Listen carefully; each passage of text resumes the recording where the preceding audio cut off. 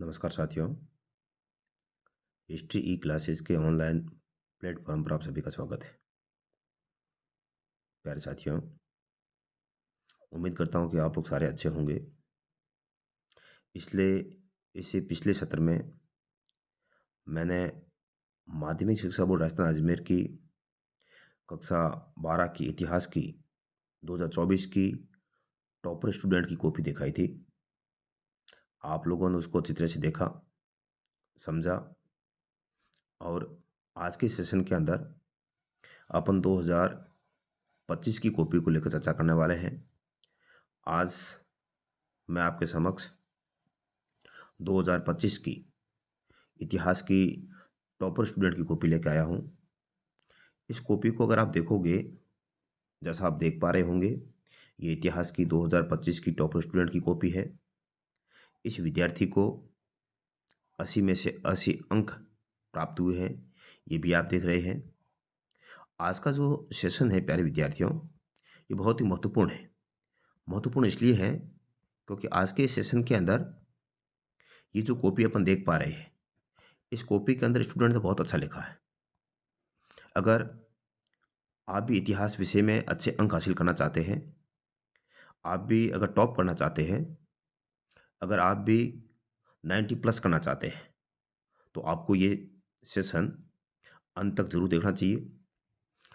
इस विद्यार्थी की लिखावट शैली को समझना चाहिए, इसके तरीके को अपने लिखावट में आजमाना चाहिए। इन्होंने किस ढंग से लिखा है, इनकी बारीकियों को देखना चाहिए। और अगर आप इस विद्यार्थी की नकल करते हैं, इस विद्यार्थी की लिखने के तरीकों को अगर अपनाते हैं, तो 100% आपको भी अच्छे अंक हासिल हो सकते हैं। इसलिए इस कॉपी को आप अंत तक ज़रूर देखें। मैंने आपकी सुविधा के लिए इसमें भी प्रश्न पत्र को साथ में डाला है। बहुत सारे विद्यार्थियों की ये आशा थी, बहुत सारे विद्यार्थियों की ये डिमांड थी कि 2025 की कॉपी को भी शेयर किया जाए सर। तो इसलिए आज आपके समक्ष में 2025 की टॉपर स्टूडेंट की कॉपी लेकर आया हूँ। इस विद्यार्थी ने जो खंड अ है, मल्टीपल चॉइस वाले जो क्वेश्चंस हैं, इनमें इन्होंने केवल ऑप्शन डाला है। इसलिए मैंने आपकी सुविधा के लिए प्रश्नों के साथ-साथ में उस ऑप्शन के साथ में कौन-सा शब्द है, उसको भी यहाँ अंकित किया ताकि आप इसको समझ पाओ। ज़्यादा समय वेस्ट ना करते हुए सेशन को शुरू करते हैं। अगर सेशन अच्छा लगे तो लाइक कीजिए, शेयर कीजिए और मुझे कमेंट्स करके ये बताइए कि ये सेशन आपको कैसा लगा। और अगर आप चाहते हैं कि इसके अलावा 2024 और 2025 की अन्य जो विषय हैं, जैसे कि ज्योग्राफी है, पॉलिटिकल साइंस है, हिंदी है, इंग्लिश है, अगर आप इनकी टॉप स्टूडेंट की कॉपी भी चाहते हैं, तो मुझे कमेंट्स करके बताइए कि इसके बाद मैं आपको कौन से सब्जेक्ट की टॉपर स्टूडेंट की कॉपी दिखाऊँ। तो जैसा आप कमेंट्स करके बताओगे मुझे, मैं उसके अनुसार आपको टॉपर स्टूडेंट की कॉपी दिखाने का प्रयास करूँगा। अब अपन इस सेशन को शुरू करते हैं। पहला जो प्रश्न है, वो है कि निम्न में से कौन चंद्रगुप्त मौर्य के दरबार में राजदूत के रूप में आए थे? तो इसका आंसर है मेगस्थनीज। दूसरा है पियदसी व देवानापिय किस शासक की उपाधियां हैं? ये अशोक की है। प्रसिद्ध संस्कृत विद्वान वी.एस. सुंगथांकर के नेतृत्व में एक अत्यंत महत्वाकांक्षी परियोजना की शुरुआत किस वर्ष हुई? तो ये 1919 में हुई थी। 1951-52 में हस्तिनापुर का उत्खनन कार्य निम्न में से किसके द्वारा किया गया था? तो ये बीबी लाल के द्वारा किया गया था। निम्न में से कौन सा युग में सम्मिलित है? तो इसमें सही आंसर बुद्ध का जन्म है, लुम्बिनी मौत है, ये सही था, बाकी वाले गलत है। शाहजहां बेगम और उनके उत्तराधिकारी सुल्तान जहां बेगम, जिन्होंने सांची के स्तूप के रख रखाव के लिए धन का अनुदान किया, किस राज्य से संबंधित थी? तो ये भोपाल से संबंधित थी।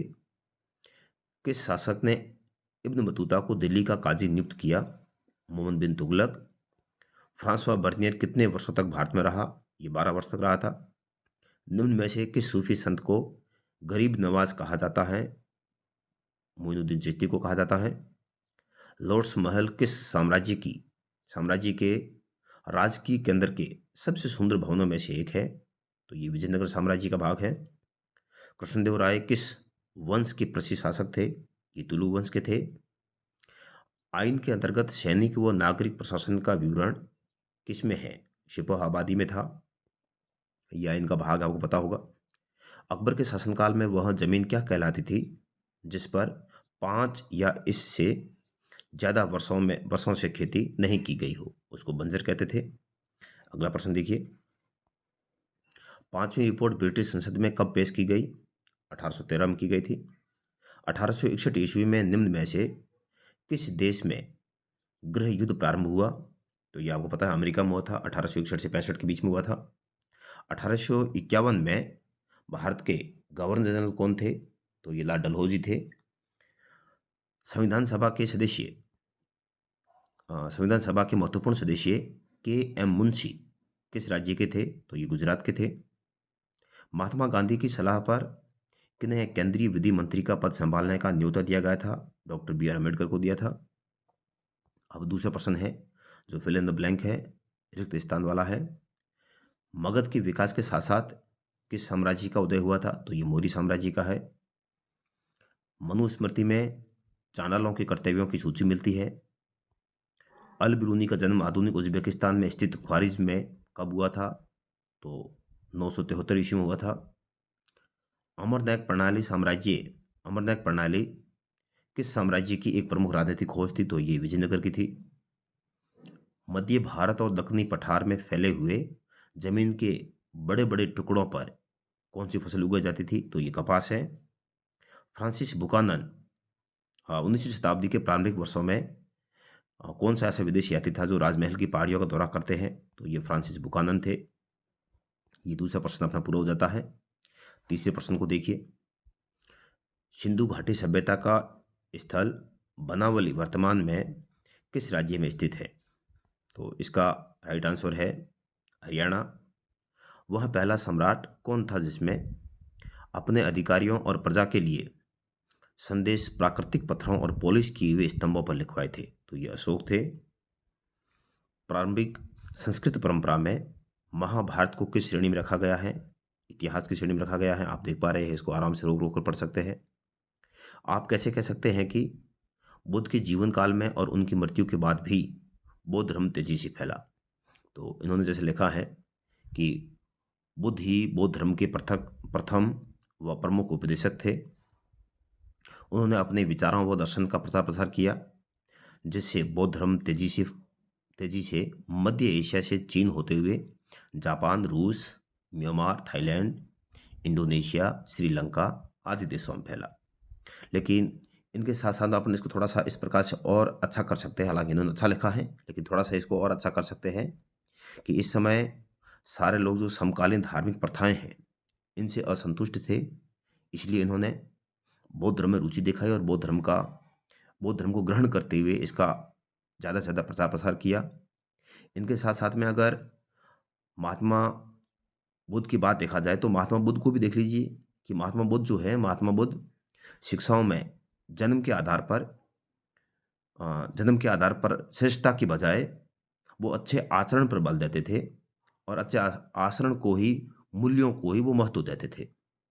इनके साथ साथ में इन्होंने विशेषकर उन सारे दबे कुचले और जो ब्राह्मणी व्यवस्थाओं से जो यूँ समझ लीजिए कि जिनको ब्राह्मणी व्यवस्थाएं समानतापूर्ण व्यवहार नहीं देते थे, उन सारे लोगों को बौद्ध धर्म में शामिल करते हुए उनके साथ में समानतापूर्ण व्यवहार किया, उनके साथ में अच्छा व्यवहार किया। इसलिए बहुत सारे लोग बौद्ध धर्म से जुड़ते हैं और इसका तेजी से प्रचार प्रसार भी किया जाता है।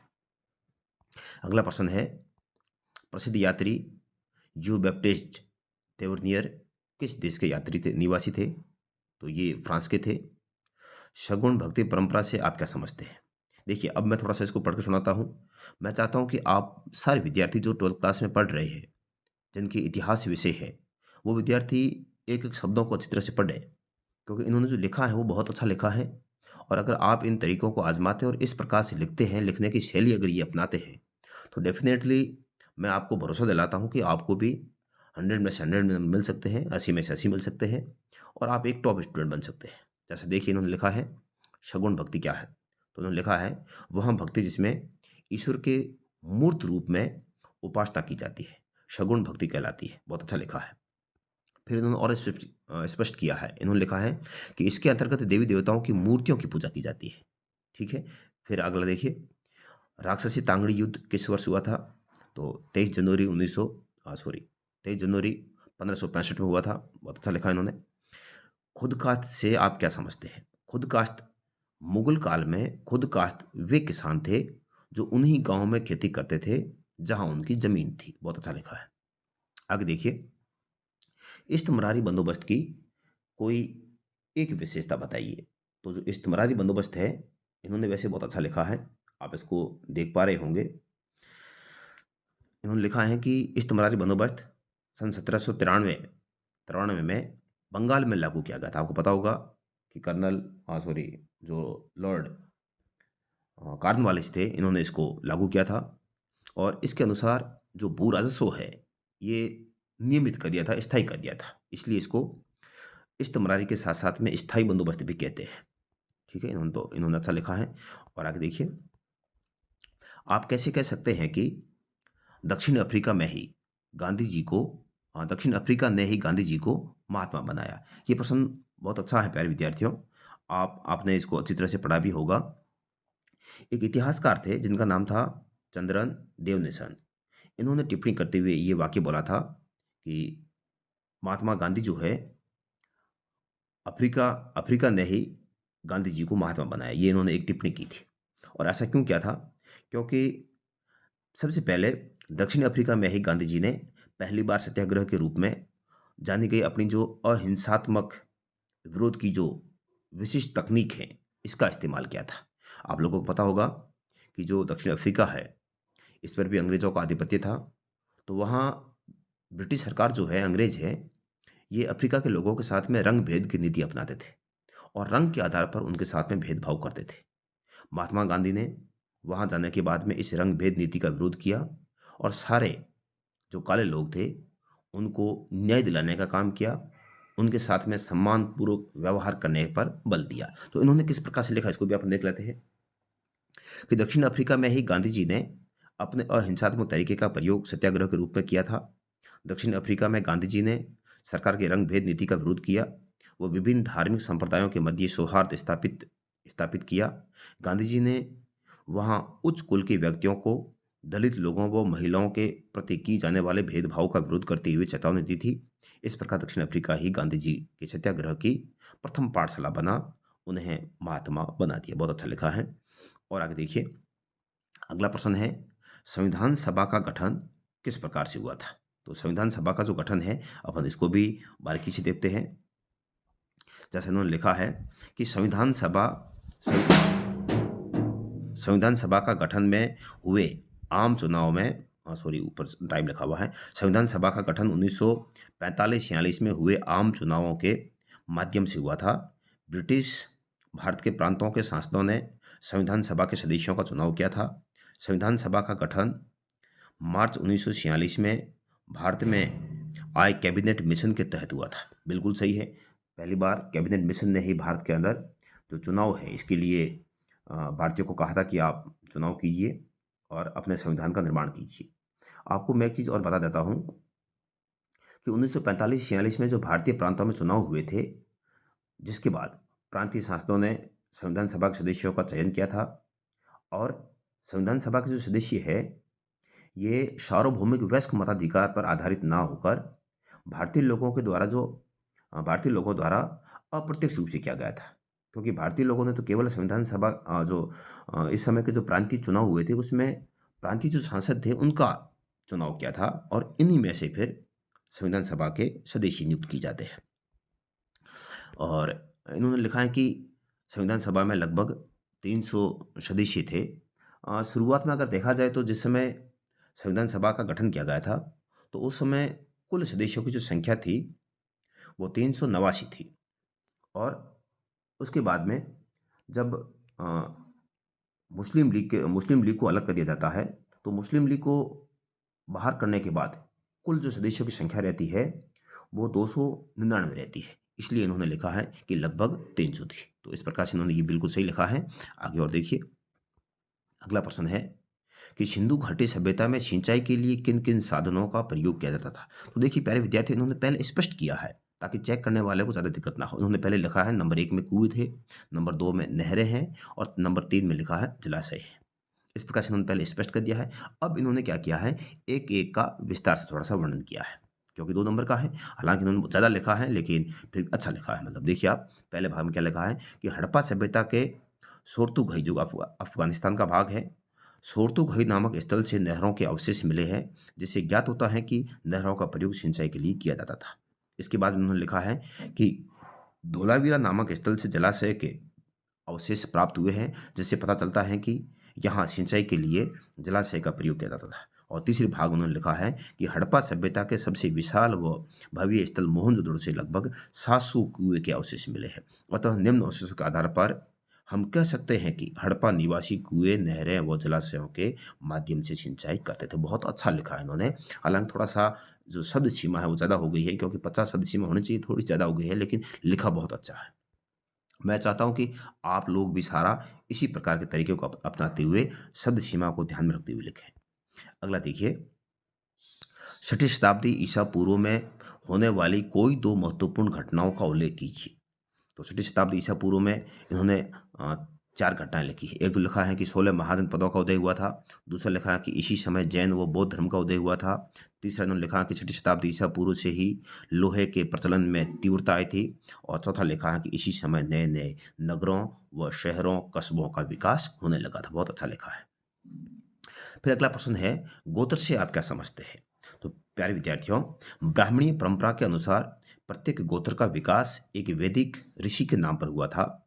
प्रत्येक गोत्र के सदस्य उस ऋषि के वंशज माने जाते थे। इन्होंने उदाहरण भी दिया है कि गौतम व वशिष्ठ नामक ऋषियों के नाम पर गोत्र का विकास हुआ। गौतम व वशिष्ठ गोत्र के वंशज इस ऋषियों के वंशज कहलाते थे। बहुत अच्छा लिखा है इन्होंने। अगला प्रश्न देखिए, इब्न बतूता ने दिल्ली की किन विशेषताओं का उल्लेख किया है? तो इब्न बतूता क्या-क्या करता है, नंबर 1 में देखिए अपन, इब्न बतूता ने दिल्ली को भारत का सबसे बड़ा शहर बताया है। इब्न बतूता के अनुसार इन्होंने देखो पॉइंट टू पॉइंट लिखा है, बहुत अच्छा लिखा है। और इतिहास में सबसे अच्छा लिखने का तरीका यही है कि आप टू द पॉइंट लिखिए। दूसरा बिंदु लिखकर लिखा है इन्होंने कि इब्न बतूता के अनुसार दिल्ली शहर के 28 द्वार थे, जिसमें सबसे बड़ा बदायूं दरवाज़ा था। बहुत अच्छा लिखा है। तीसरा बिंदु आगे लिखा है कि मांडली नामक दरवाजे में एक अनाज मंडी थी और गुल नामक दरवाजे में फूलों का एक बगीचा था। बहुत ही खूबसूरत लिखा है। चौथा बिंदु है कि इब्न बतूता ने दिल्ली की चार दीवारी की प्रशंसा करते हुए कहा था कि दिल्ली की किलेबंदी की दीवार इतनी बड़ी है कि इस पर एक साथ कई घुड़सवार एक साथ चल सकते हैं। अच्छा लिखा है। फिर इन्होंने लिखा है पांचवें बिंदु कि इससे सैनिकों, रात के पहरेदारों के लिए कमरे कमरे बने हुए हैं और अनाज के कोठार यानी कि जो भंडार गृह है भी बने हुए थे। तो बहुत अच्छा लिखा, टू द पॉइंट लिखा है। अगला लिखा है, अगला प्रश्न जो है वो है, चिश्ती उपासना के संदर्भ में कव्वाली से आप क्या समझते हैं? तो देखो इन्होंने क्या लिखा है, कव्वाली से तात्पर्य गायन संबंधी गतिविधि है। बहुत अच्छी है। अब इन्होंने पॉइंट टू द पॉइंट लिखा है, नंबर 1 लिखा है कि चिश्ती उपासना में कौल का प्रचलन अमीर खुसरो ने किया था। बहुत अच्छा लिखा है। अमीर खुसरो ने चिश्ती उपासना में कौल का प्रचलन कर क्षमा, आध्यात्मिक संगीत की महफिल, बहुत मतलब इसकी जो क्षमा शब्द है इसका भी इन्होंने अर्थ लिखा है। प्रचलन कर क्षमा को विशिष्टता प्रदान की। चिश्ती उपासना शेख की दरगाह पर कव्वाल की शुरुआत एक कविता से करते हैं, बाद में कव्वाली गाई व सुनाई जाती थी। आज भी चिश्ती दरगाहों पर कव्वाल गायकों द्वारा कव्वाली का गायन किया जाता है। मतलब बहुत अच्छा लिखा है। सबसे बड़ी चीज़ ये है कि सारे जो भी उत्तर लिखे हैं वो टू द पॉइंट में लिखे हैं। अगला प्रश्न देखिए, महानवमी डिब्बा से जुड़े कोई 2 अनुष्ठान लिखिए। अब यहाँ 2 लिखने थे और इन्होंने अच्छा लिखा। देखो किस प्रकार से लिखा है। पहले प्रश्न की पृष्ठभूमि लिखी है। देखो लिखा है इन्होंने कि महानवमी डिब्बे से जुड़े विशेष अनुष्ठान सितंबर अक्टूबर के महीने में 10 दिन के त्योहार, उत्तर भारत में इसको दशहरा कहते हैं, बंगाल में दुर्गा पूजा कहते हैं और प्रायद्वीपीय भारत में नवरात्र या महानवमी के अवसर पर आयोजित किया जाता है। यानी इनको अलग अलग नामों से जानते हैं, वो भी इन्होंने लिखा है। फिर इसके 2 जो अनुष्ठान है वो लिखा है। नंबर 1 लिखा है कि राज्य के पशुओं की पूजा की जाती है और नंबर 2 में लिखा है भैंस है, बकरी है आदि जानवरों की बलि दी जाती है। फिर नीचे और भी लिखा है कि इस अवसर पर राजा अपनी शक्ति व प्रतिष्ठा का प्रदर्शन करता था।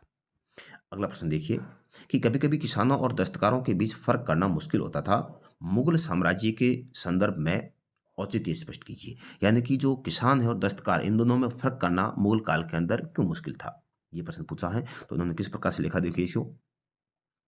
मुगल साम्राज्य में कृषक वर्ष पर्यंत खेती से जुड़े विभिन्न प्रकार के कार्यों में संलग्न रहते थे। यथा जैसे कि खेत की जुताई है, निराई है, गुड़ाई है, कटाई है आदि खेतों में काम करते थे। कृषकों को जब खेती के कामों कामों के मध्य अंतराल मिलता था, यथा जैसे बुआई है, बुआई व सुआई के मध्य, और सुआई व कटाई के मध्य, तो वह विभिन्न प्रकार के दस्तकारी के कामों में लग जाते थे। तीसरे बिंदु में लिखा है कि किसान दस्तकारी के अंतर्गत रंगरेजी का काम, कपड़े की बुनाई, मिट्टी के बर्तन व औजार बनाना, उनकी मरम्मत करना, काश्तकारी आदि कार्य करते थे। इस कारण से मुगल काल में कृषकों व दस्तकारों में प्रायः भेद नहीं किया। यानी कि काश्तकार जो किसान है, किसान और जो दस्तकार है, दोनों एक ही काम करते थे। इसलिए ये फ़र्क करना मुश्किल है कि ये दस्तकार हैं या किसान है, क्योंकि दोनों ये काम करते थे। मूल बात ये है। अगला प्रश्न देखिए, लिखा है कि जोतदार व रैयत में अंतर स्पष्ट कीजिए। तो जोतदार, इन्होंने लिखा है कि बंगाल में धनी जो कृषक हैं उनको जोतदार कहते थे। ये प्रायः शक्तिशाली, जिद्दी व हठी होते थे। इनके पास में अपनी बड़ी-बड़ी ज़मीनें होती थी। ये गाँव में रहते थे और कृषकों पर नियंत्रण रखते थे। बहुत अच्छा लिखा है। फिर इन्होंने थोड़ा-सा इसके बारे में और लिखा है, यहाँ आप देख सकते हैं। और इसके साथ-साथ इन्होंने रैयत के बारे में क्या लिखा है कि मुगल कालीन उर्दू फ़ारसी जो स्रोत है, ये किसानों के लिए प्रायः रैयत व मुजरियान शब्द का प्रयोग करते थे। इन्हें आसामी और कृषक भी कहा जाता है। तो बहुत अच्छा लिखा है मतलब। अगला प्रश्न है, देखिए कि झांसी की रानी को किन परिस्थितियों में बगावत का नेतृत्व संभालना पड़ा? यानी जो 1857 की क्रांति है, उसमें झांसी की रानी लक्ष्मीबाई ने नेतृत्व क्यों संभाला था? तो इसको देखिए। इन्होंने शुरुआत कहाँ से की? देखिए इनकी आप शुरुआत देखिए और प्रत्येक प्रश्न का उत्तर लिखने का तरीका देखिए आप। पहला बिंदु लिखा है, और लिखा है 10 मई 1857 को मेरठ से क्रांति की शुरुआत हुई। 11 मई को सैनिक दिल्ली पहुंच पहुंच गए और बहादुर शाह जफर को क्रांति का नेता घोषित कर दिया। इससे झांसी की विद्रोही व गांव वालों ने झांसी की रानी लक्ष्मीबाई पर इस बगावत का नेतृत्व संभालने को कहा। अंततः विद्रोहियों व ग्रामीणों के दबाव में रानी ने झांसी में नेतृत्व संभाला और जून 1857 में रानी लक्ष्मीबाई की मृत्यु हो जाती है। मतलब पूरा अच्छा लिखा है। अगला प्रश्न है, प्रत्यक्ष कार्यवाही दिवस का आह्वान क्यों करना पड़ा? तो उन्होंने किस प्रकार लिखा है, मुस्लिम नेता मोहम्मद जिन्ना लिखा है, मोहम्मद अली जिन्ना थे। मोहम्मद अली जिन्ना ने पाकिस्तान की मांग को जारी रखते हुए मुस्लिम लीग की ओर से 16 अगस्त 1946 को प्रत्यक्ष कार्यवाही दिवस मनाने की घोषणा की। 16 अगस्त 1946 को प्रत्यक्ष कार्यवाही दिवस मनाया गया और इसी के साथ कलकत्ता में खूनी विद्रोह की शुरुआत हुई, क्योंकि आपको पता है कि जो प्रत्यक्ष कार्यवाही दिवस है, ये इसकी शुरुआत कलकत्ता से की जाती है। यहाँ से शुरू हुए दंगे फसाद ग्रामीण बिहार, बंगाल, संयुक्त प्रांत व पंजाब तक पहुँच गए और लगभग 1 वर्ष तक कायम रहा। तो ये इस प्रकार से बहुत अच्छा लिखा है। अगला प्रश्न देखिए, आप कैसे कह सकते हैं कि हड़प्पा सभ्यता का सबसे अनूठा पहलू शहरी केंद्रों का विकास था? तो इसको भी इन्होंने कितना अच्छा लिखा, देखिए आप। हड़प्पा सभ्यता का सबसे महत्वपूर्ण पहलू शहरी केंद्रों का विकास था। इसके निम्न कारण दिए जा सकते हैं। अब इन्होंने सारे टू द पॉइंट लिखे हैं। पहला पॉइंट लिखा है, हड़प्पा सभ्यता के प्रमुख केंद्रों अथवा शहरों का निर्माण एक नियोजित क्रम में किया गया था। हड़प्पा सभ्यता के प्रमुख शहरों में प्रत्येक गली व सड़कें एक दूसरे को समकोण पर काटती थी। हड़प्पाई केंद्रों को ग्रिड पद्धति से बनाया गया था। संभवतः यहाँ पहले गलियों के साथ सड़कें बनाई गई और बाद में आसपास आवासों का निर्माण हुआ है। हड़प्पा सभ्यता में जल निकासी की उचित व्यवस्था थी। यहाँ प्रत्येक गली को प्रमुख नालियों से जोड़ा गया था। घरों का गंदा पानी एक हौदी या मल कुंड में खाली हो जाता था। कठोर पदार्थ वहाँ एकत्रित हो जाते थे और गंदा पानी नाले में बह जाता था। हड़प्पा सभ्यता के घर पक्की व कच्ची ईंटों से बनाए जाते थे। प्रायः ईंट एक ही अनुपात में थी, 1:2:4 की होती थी। अगला बिंदु लिखा है कि हड़प्पा सभ्यता में लगभग प्रत्येक घर में ईंटों के फर्श से बना एक स्नानागार होता था। घरों में कम से कम एक कमरे में कुआं होता था, जहां बाहर से जो आने जाने वाले लोग थे, वो इसका उपयोग करते थे। इसका प्रयोग प्रायः राहगीरों द्वारा किया जाता था। मतलब कितना अच्छा लिखा है और बहुत ही अच्छे तरीके से लिखा है। टू द पॉइंट लिखा है, ये सबसे बड़ी बात है। अगला प्रश्न है कि प्रारंभिक भक्ति परंपरा की विवेचना कीजिए। प्रारंभिक भक्ति परंपरा की शुरुआत लगभग 6ठी शताब्दी ईसा पूर्व में हुई। ईसा पूर्व में हुई है। प्रारंभिक भक्ति परंपरा की शुरुआत अलवारों व नैनारों के नेतृत्व में हुई है। अलवार और नैनार तमिल भक्त थे, जो एक स्थान से दूसरे स्थान पर घूमते हुए अपने ईश्वर की स्तुति में भक्ति गान करते थे।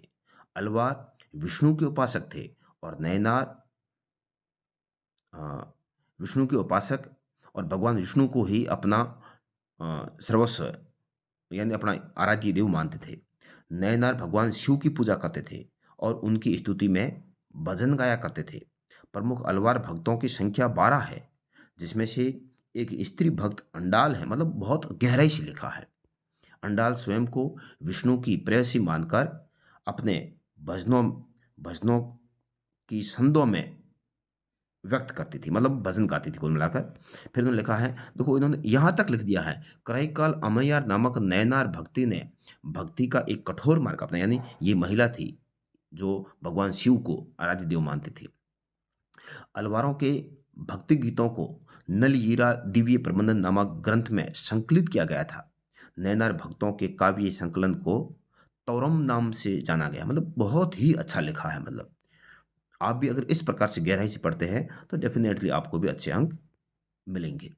अगला प्रश्न है, 1857 के आंदोलन के संदर्भ में अवध में विद्रोह पर टिप्पणी कीजिए। 1857 की क्रांति की शुरुआत 10 मई 1857 10 मई 1857 को मेरठ से हुई थी। 1856 में अंग्रेजों ने अवध के नवाब वाजिद अली शाह को कुशासन का आरोप लगाकर कलकत्ता निष्कासित कर दिया था। नवाब वाजिद अली शाह अवध की जनता में अत्यधिक लोकप्रिय थे। इनके निष्कासन से जनता में आक्रोश व्याप्त हो गया। क्यों हुआ है इसको देखिए।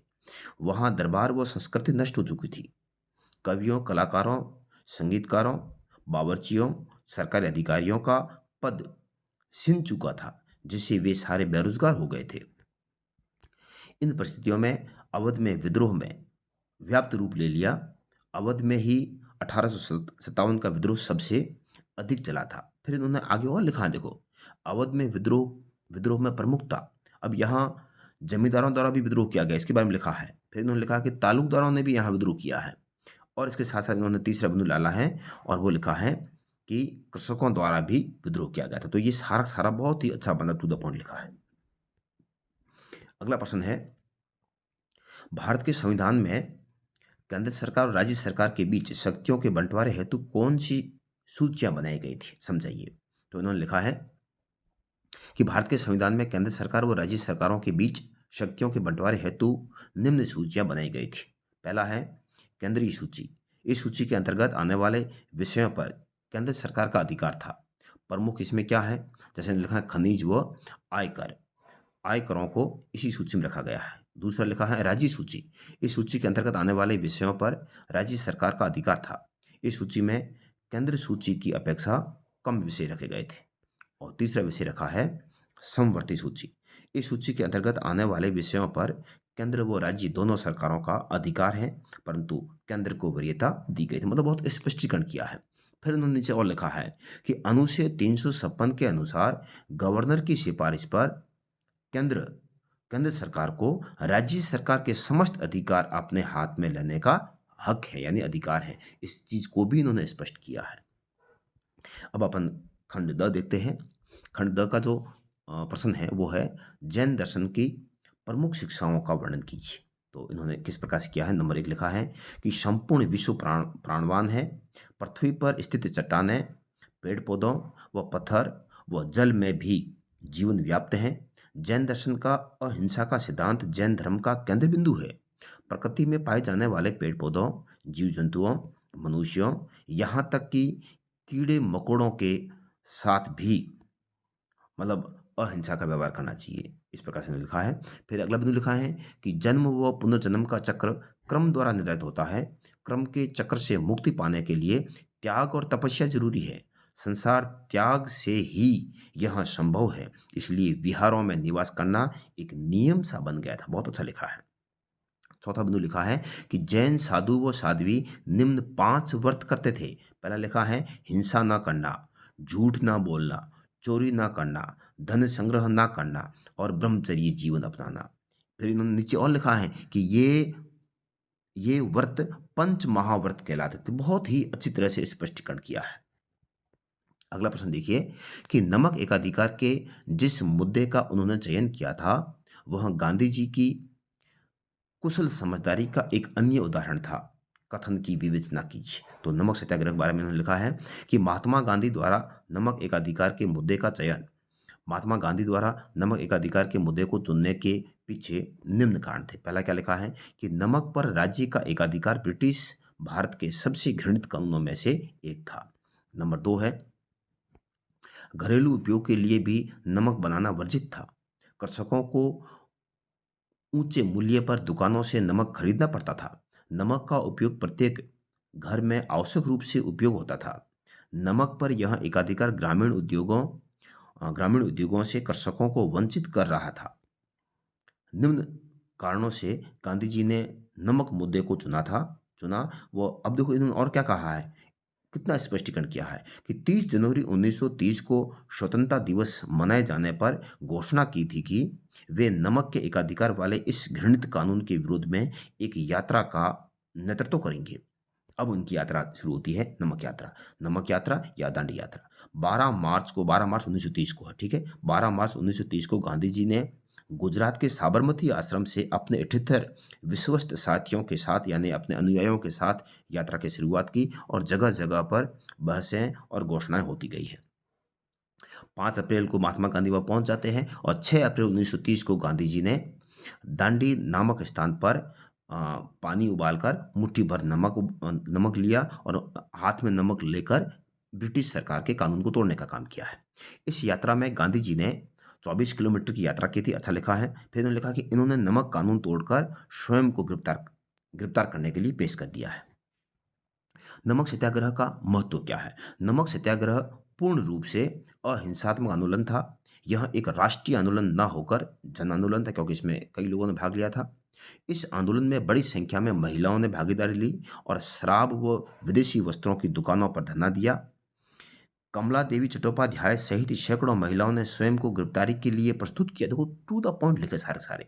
ब्रिटिश सरकार ने इस प्रकार के कानून को किस प्रकार से रोका है, इसका दमन कैसे किया है। तो ब्रिटिश सरकार की दमनात्मक नीति क्या थी, इसको भी देखिए इन्होंने लिखा है। इस आंदोलन के विरोध में ब्रिटिश सरकार ने दमनात्मक नीति अपनाई और लगभग 60,000 व्यक्तियों को क्या किया है, गिरफ्तार कर लिया है। फिर नमक आंदोलन का कार्यक्रम क्या था? इन्होंने लिखा है कि इस आंदोलन में विदेशी कपड़ों की होली जलाई, शराब की दुकानों पर धरना दिया गया, सरकारी स्कूल कॉलेजों व अदालतों का बहिष्कार किया गया, सरकारी उपाधियां लौटा दी गई। और इसके बीच बीच में और क्या हुआ देखिए इन्होंने, और यहाँ तक लिखा है कि गांधी इरविन समझौता भी होता है।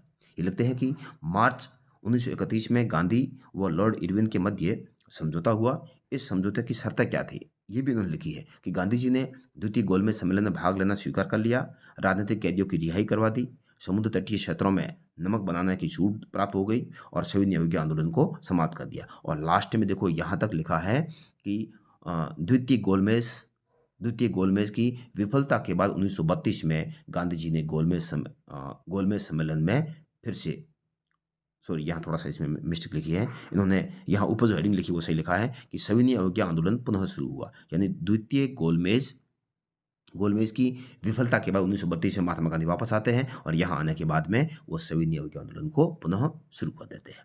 अब लास्ट जो प्रश्न है वो देखिए, ये है मानचित्र भी इन्होंने बहुत अच्छा लिखा है। इंद्रप्रस्थ है, कौशल है, सूरत है, विजयनगर है और कलकत्ता है। तो इस प्रकार से इस विद्यार्थी के जो नंबर आते हैं, जैसा आप यहाँ पे देख पा रहे हैं, जो नंबर आ रहे हैं वो आ रहे हैं 80 में से 80। ये यहाँ लिखा हुआ आप देख पा रहे हैं, 80 में से 80 आ रहे हैं। और इस प्रकार से अगर आप भी लिखते हैं तो आपको भी अच्छे अंक आएंगे। इसलिए उम्मीद करता हूँ कि वीडियो थोड़ा सा बड़ा ज़रूर हो गया है, क्योंकि मैंने आपको एक एक लाइन पढ़कर सुनाई है।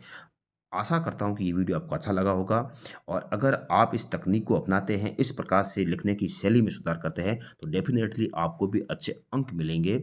इस इस तरीके को मैं तो चाहता हूँ कि आप सारे विद्यार्थी जो भी मेरे को सुन पा रहे हैं, वो सारे विद्यार्थी इस तरीके को अपनाएँ और इस प्रकार से लिखने की शैली की आदत बनाएँ और इसके साथ में जो आगे आपका आने वाला जो 2026 का जो बोर्ड का एग्ज़ाम्स है, उसमें आप भी अच्छे अंक हासिल कर सकते हैं। वीडियो अच्छा लगता है तो अधिक से अधिक विद्यार्थियों तक शेयर कीजिए, लाइक कीजिए, कमेंट्स कीजिए और अब आप आगे कौन से विषय का जो टॉपर को भी चाहते हैं, ये मुझे ज़रूर बताएँ कमेंट्स करके। मुझे ये अवगत करवाएँ कि अब आप इसके बाद में किस विषय की टॉपर को भी चाहते हैं, ये मुझे कमेंट्स में बताएँ। इसके साथ मैं आज के इस सेशन को यहीं विराम देता हूँ। जय हिंद, वंदे मातरम।